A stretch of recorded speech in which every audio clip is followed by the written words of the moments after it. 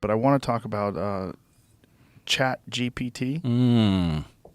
Fascinating question. Yeah. Have you experimented with it at all? I have not, but someone, the gentleman who runs the JRE companion page, made a rap with ChatGPT.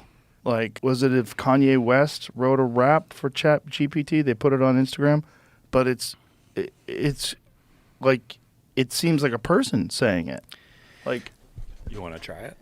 no. Try it. I mean, it takes a long time. Not really. His thing took like 48 minutes to do. Well, whatever you want to look up right now, we can do it. Yeah, the problem is you have to cajole it.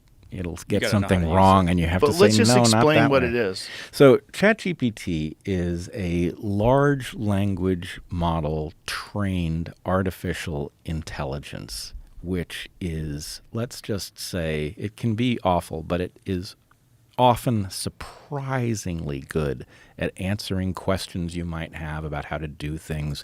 One of the great triumphs of it is that coders are now asking it to solve coding problems, and it will actually write code that is functional. It's pretty amazing. And it also, there's an implementation of it that if you feed it up to 3 tweets, it will write a New York Times story in one of 5 genres, optimistic, pessimistic, neutral. And, you don't really need the New York Times anymore because it's pretty good at this job, right? So on the one hand, it's all very interesting that we're living in an era in which there is at least, and this is a prototype, right? This is a prototype that was specifically trained and then placed on the internet so people could play with it, and I've seen lots of interesting uses. It's going to get better, right? We're dealing with ChatGPT 3. There's going to be a ChatGPT 4, which is going to be that much better because it will be built with the improvements that have been gained through turning this one loose on the world. But I have to say, I am quite alarmed. Not only that this thing exists, but I don't think we're ready for it. And I don't think we're ready for it in a couple different ways. I mean, if you want to comfort yourself and say, well, this isn't that serious that we have this AI that can do these really shocking things, the comforting thing is that the way it's programmed, it doesn't know what it's saying. It doesn't matter that it convinces you that it's saying something and it means it and that it seems like a creative entity.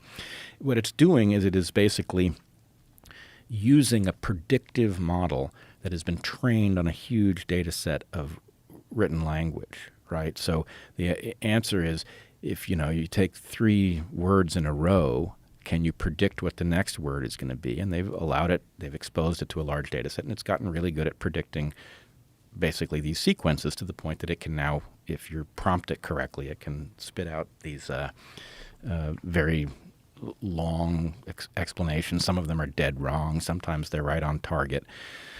But I have 2 concerns about it. One, if you imagine that this thing just gets a little better than it is, which is inevitable, that it's going to make actual insight that much harder to spot, right? In other words, if you become expert at operating this thing, at querying it, and it becomes better at understanding a wider range of topics because they turn it loose on everything that's written on the internet, for example, right?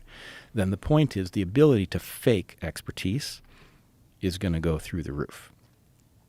I don't think we know how we're going to police a world in which, this problem's already bad enough. Most academics are fakers.